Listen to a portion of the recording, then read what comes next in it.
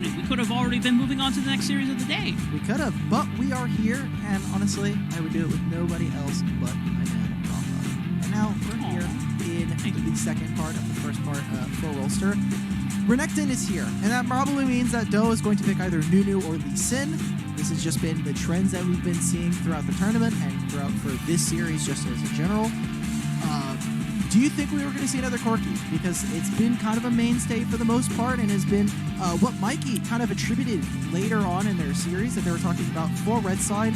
Sometimes we just see a lot of the full AD compositions, and Corki really starts to help round out that kind of stuff. Yeah, helps flush out a little bit more magic damage to the profile of your damage composition, making sure that you don't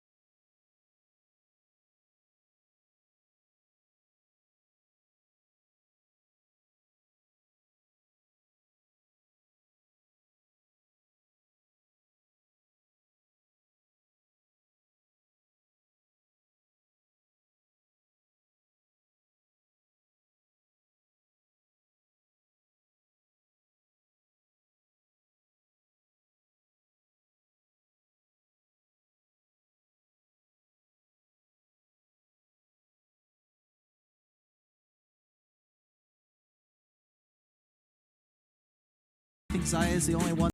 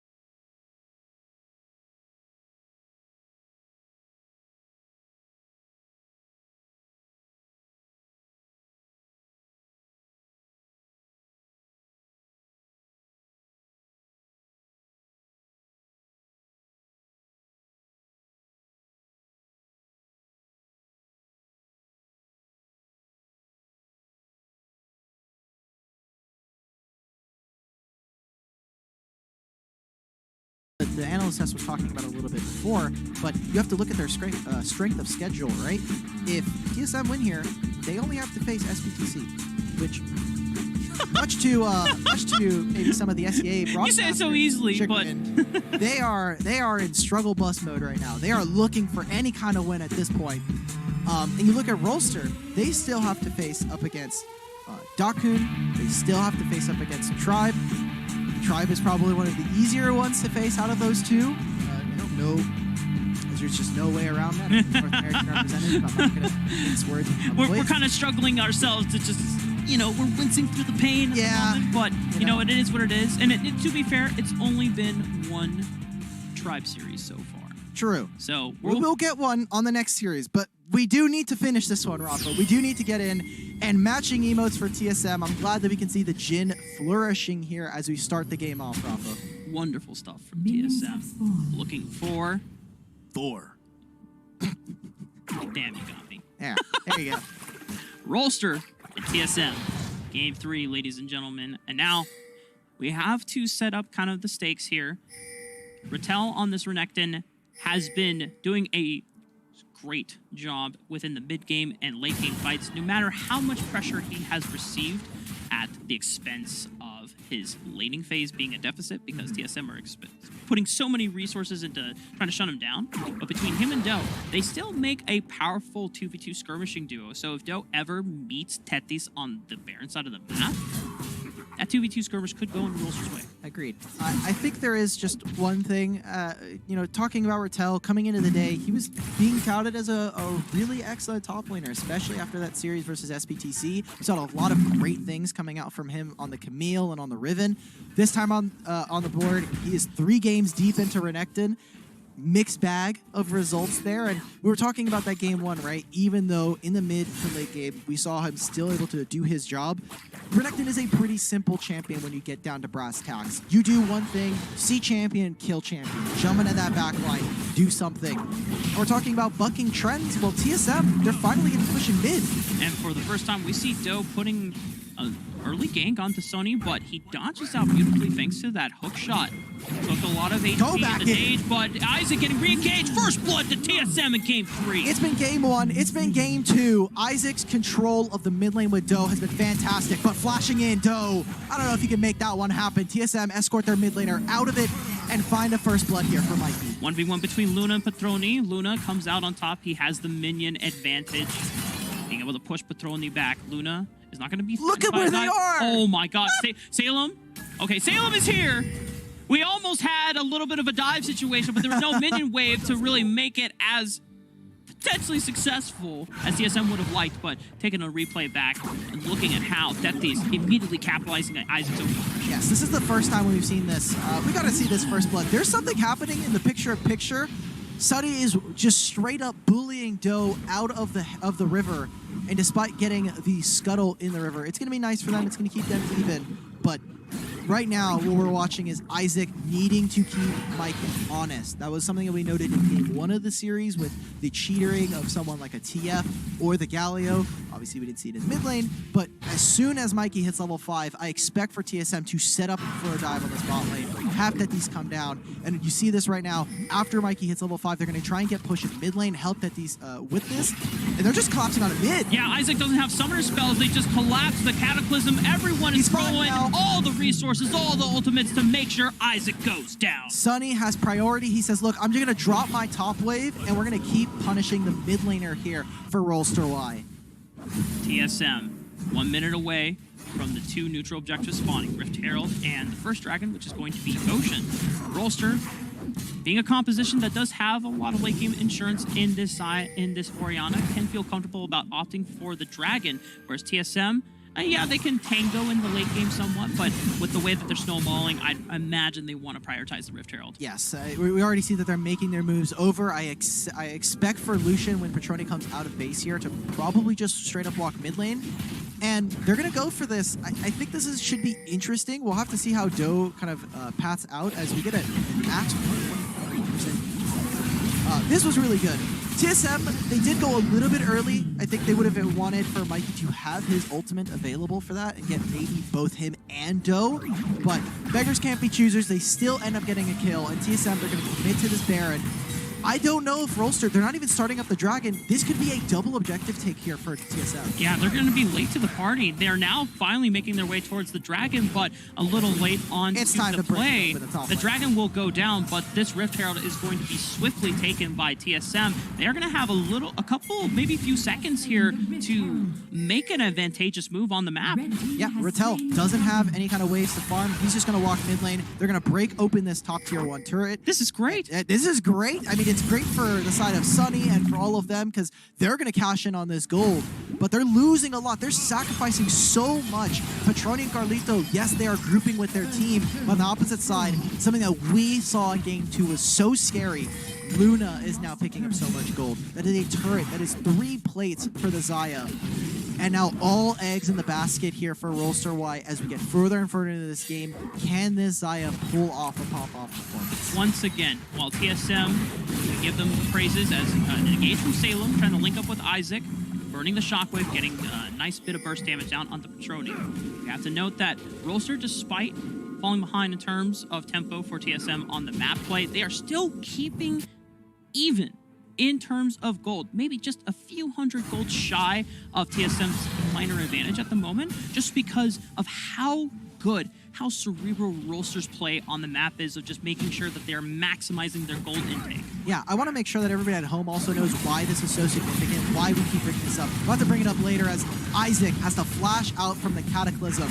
Brazil has not been that dominant of a region when it comes to mobile esports. And so here, coming up against Korea, coming up against Rolster Y, who had put up a really fantastic performance on the day 1, or on day 2, it's so cool to see them now have a potential to kind of lock in their spot in playoffs in the Horizon Cup. Sony getting locked up here, kick, Dragon's Rage into the Resonating Strike. Sony trying to use the Hextech Ultimatum, flashing away. Can he dodge out on the next Resonating Strike? No! Doe will take him down. Knocks him straight down, and all of that gold that they've now funneled into them. You see right now, Rattel is relatively even. So, Rolster Y, we're talking about how even they're keeping it. They're now going to, yet again, split the map, give now gold over to Mikey, but it is AD carry central. We're talking about other teams who are funneling their jungler. But this time for Rolster, they have been finding time and time success going into that bot lane, letting Luna get all this gold, and hopefully it is on this Xayah, on this AD carry, to pay their team back with a win. Solid 1,300 gold for Luna here, which means that it's just one step closer to that Infinity Edge power spike. It's going to come in a lot sooner, whereas Petroni, he hasn't finished a first item completed yet. It's just a BF Sword and a Stinger, which means I'm assuming that the Solari Charge Blade will come in first before he completes the Infinity Edge. But Rolster, if they want to force a team fight, they technically will have a stronger marksman on their side. We actually saw this in the last series where I myself, me and Smacks were actually kind of talking about it behind the stage, where a lot of teams so far we're seeing they start up on getting the BF sword just because it's so much AD, and in the lane you obviously start with a long sword, but then immediately going for the Solari Charge Blade on the second item, rushing that as a second, making sure that you have all of those Charge Blade stacks. The true damage is nothing to scoff at as well, so it is a nice little bit of temporary damage you're going to trade. And obviously when you have the Infinity Edge to boot right next to it, that second item power spike is massive as a wake up. Mikey potentially sniffing out a sneak attack from Rolster as they were waiting around the wings in that jungle quadrant. Mikey making sure that he doesn't overextend and give Rolster an easy advantage. Next 2 objectives. Second Rift Herald. Isaac right on it. Getting locked in. No flash available. Shockwave right on the Petroni. A beautiful re-engage from Salem. Locks up the main damage dealer. TSM, and Doe is the one that follows through, finishing TSM's chances. Now, the re-engage though from TSM. Beautiful moonfall from Mikey is going to answer back. And TSM, just as I say, when Petroni goes down, you still have to deal with Diana, who's ready to come as reinforcement. Super close timing there. Isaac just barely didn't have his flash back up, but is able to get out thanks to that massive shockwave. Stopped 2 members. The wrong way! Oh, Carlito disaster, Mikey! He's gonna have to get out of this one. Thankfully, Luna doesn't have enough damage, but the rest of Rolster able to capitalize on a mistake from TSM. Rift Herald will be secured by the Korean powerhouses. And now, Rolster looking to make money moves on the map. RY, they're going to get the Rift Herald, and they're going to move right into the mid lane. It is time to knock down mid-tier 1. I want that gold. I want cash in hand, hand over fist. They're going to force this. Again, look at where they're moving. Away from the Rift Helm, just trying to protect Luna. Whoa! And take this. Shockwave. Doe goes in. Doe, okay, but the concussive blows from Carlito will lock him in place. Stasis, he can't get out. Mikey has the damage to make sure that Doe doesn't get out alive, but a Rift Herald taking down the tier 1 turret in the mid lane from TSM. It was going to open up the map for sure, but now the potential re-engage, potential die. Oh my god, and look at this. I love this coming out from TSM. They're going to take control of the bot side river. Or take control. Oh, actually. Whoa. TSM, relax. Rolster are able to just re-engage beautifully, catching out the front line of TSM when they went too far forward. Mikey gets chewed to bits, and Rolster are the ones that are on the pursuit. The amount of wave clear that they have on this side. Rolster now in position to take this mid-tier 2, or at least take a bunch of plates. Mid-wave is coming up soon. Looks like they're going to go for a recall here. I don't know if Sunny is going to be able to do much. Lee Sin is here. Petroni is here to help. Might just be a trade of the Baron laners. Oh, Rattel flashes. Whoa, what a kick! Doe. Lines it up onto Sony. Strike from Doe. And Sony can't do a thing to finish off Rattel. Just knocks down those pins set up by Rattel, playing on the nice edge. We're going to replay this mid-fight. And I just want to see, this is a good start for TSM as they're just trying to set themselves up with a dive, but they're missing so many key ultimates. And they're just being a little too over-eager to go for this. And being punished for it. Rolster with this fantastic play. Specifically, Salem now having 2 fantastic support games in a row. TSM are getting caught out again and again. We come back from the replay, and it's just another successful pick from Rolster. They are continuously ballooning and accelerating this gold lead into the mid-game off battery. TSM, I think they're feeling a little bit out of it. They're getting knocked down one by one constantly. It is play after play. What? They're going to look for something. Isaac gets the flash right out of it and moves right towards his team. He's shadowing. They're helping him out. More and more gold into the back pocket of Rolster Y's AD carry. And without finding a pick, TSM, what's happening in the picture? Rattel. Sony in the 1v1. Rattel comes out on top, though. That's not what you want to see if you are hoping for TSM's chances, but for Rolster, they are just taking every single win into their hands, win stride. And now you look back on this series and think, man, Rolster, they didn't have anything to worry about. 5,000 gold up. It was a little bit of deja vu as well, right? Talking about Sony on this Camille. You have the Renekton for Rattel. Last time, Sunny was winning it. And this time around, Rattel finds the victory, finds the 1v1 kill. And that's the Rattel that we had seen on day 2 of Rolster, right? Going up against SPCC, this guy was a powerhouse on every single bruiser top laner that we saw from him. And we're starting to see those colors come back to life here in Game 3 and in Game 2 of this series. Now, thinking about Rolster's composition, the way it scales into the late game, they still have to make sure that they don't get caught out by the team fight engage. TSM, but a shockwave will lock down all the threats and the dives, but Isaac will still fall to TSM. But Throny dealing with Luna. They called him out. Wait a minute, TSM! Do I dare say it? They're still down 3,000 gold, but they've knocked down 3 from Rolster. All of the carries, it's Doe who can't get into the backline. The Dragon spawning. Salem tries to find an engage, but Rolster, you may have gone a little too far with Rattel. Rattel is able to answer back. Takes out Petroni, but Mikey under the turret has to be careful. That's one big scary crocodile. You don't want to mess with him. You don't got enough belts. You don't have enough ropes to wrangle this guy down, but a dragon will go over to TSM. Oh man, it was so close there for Rolster. Blinking health bars on the side of TSM still engage or gets them a Mountain Drake, a team fight victory, and 3,000 gold be damned. Luna gets caught. Sunny goes for it, and Rolster taking notes from Game 2, starting up the Baron immediately. 7,000 HP. The rest of TSM, I don't know if they have a clue that the Baron is being started. Sony's going to finally face check, and they're just going to realize that Rolster have snuck away with the Baron. Carlito's in there. Do they actually want to take this fight? Tethys, I think you got to get out, brother. The fight is already over. Rolster are already walking away with the prize. They've got the kill. Carlito tries to face check for his team, tries to help them out. Rolster, get a kill. Get the Baron. We'll push out this mid wave, look to redeploy out of the map. And Rafa, it's been back and forth. We've been talking about TSM looking good into this game, but Rolster are continuing to have an iron grip on this last game here.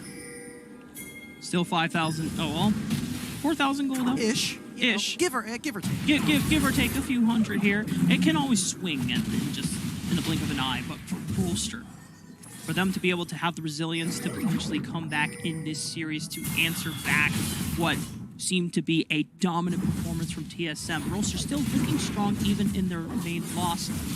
Now Sony still here, waiting for a potential pick on the Rattel, but he's gonna pop the Dominus, and Sony, I think that's all that we wanted. Oh, that this is a little bit in trouble. Look at what Rolster are doing. They are sitting in the the Raptor bush, trying to set up for some kind of play. They're letting Doe actually split push and utilize this Baron. This is fantastic. They're going to continue to choke TSM out of this game, continue to play the map, and without finding a kill, the solo laners here for TSM are scrambling to find an answer. Rolster rotating right back into the mid lane. Still have Baron buff. Doesn't look like they're going to knock down this mid tier turret, but look at Rattel. He's locked down Sony, and Sony has to get out. He can't fight this long. He knows that the rest of Rolster are rotating on it. Hextech ultimatum. Rattel doesn't even need the crew. He's got it all by himself on the 1v1. Self-made man yet again. Rattel does it all. He gets killed in lane. He doesn't matter. Guess what? Game 3. He comes in scaling and helps out the rest of his team.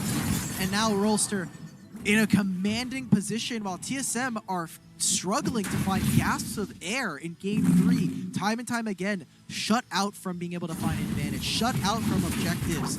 And Rolster, with intelligent team fighting, with really awesome positioning, we're seeing those kinds of breaths of life from them we saw in their last series yesterday, and continuing their dominance that we get from the WCK. And from that Baron buff, Dimitri, suddenly Rolster, when they were kind of down, and ahead, or they were ahead only just about 4,000, 3,000 gold. That lead has ballooned now into 6,000. It has tripled their profits just in an instant. 100% return. So now Rolster, they're heading into the late game stage of the game where this Elder Infernal Soul will be spawning within the next couple of minutes. Baron buff will be spawning in around the same time. You have to look.